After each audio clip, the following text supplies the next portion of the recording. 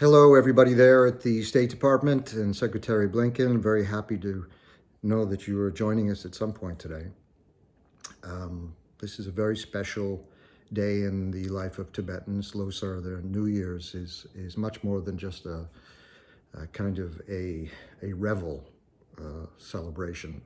It's one of reaffirmation of a deep commitment, a Buddhist commitment, but a human commitment to wisdom and compassion. And this deep sense that we're all in this together, not just from a surface point of view, but deep inside of our hearts. We are all in this together. And I've known my Tibetan brothers and sisters for 40 years now all over the world. And I was deeply proud when Tibetans started to come to the U.S. The tragedy of losing their own country, starting with the invasion of 1950 by the Chinese, and the diaspora that's gone all over the world.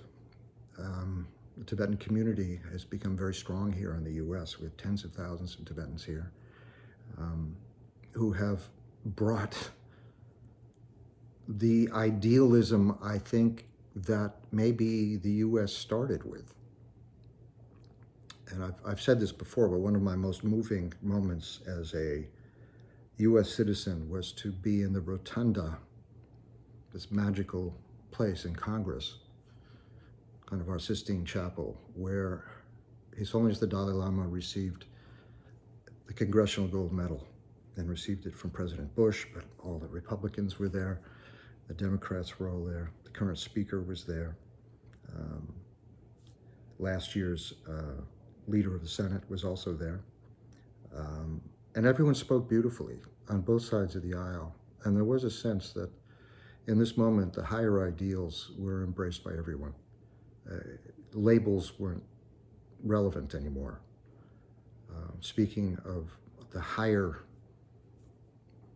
drives, ambitions, motivations of human beings for wisdom and compassion. And literally that sense that no one should be left behind, that we are here to take care of each other.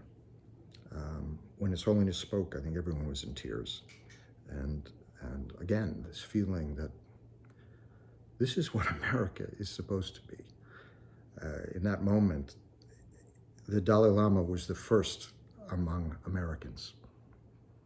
And I think we also maybe reclaimed our ideals. My images of that moment where everyone was their best selves, of course, it's in juxtaposition to what we've been seeing replayed during the insurrection of January 6th. But I think in terms of that, we can celebrate that we do have these extraordinary Tibetans here who've brought their incredible culture to us. And they're now part of us. And we can embrace that, we can celebrate that, and we can be true to our commitments, both legal and moral, to help Tibetans all over the world, especially inside Tibet. More to be said about that later.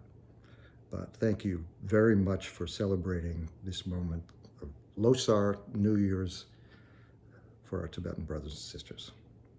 Bye-bye.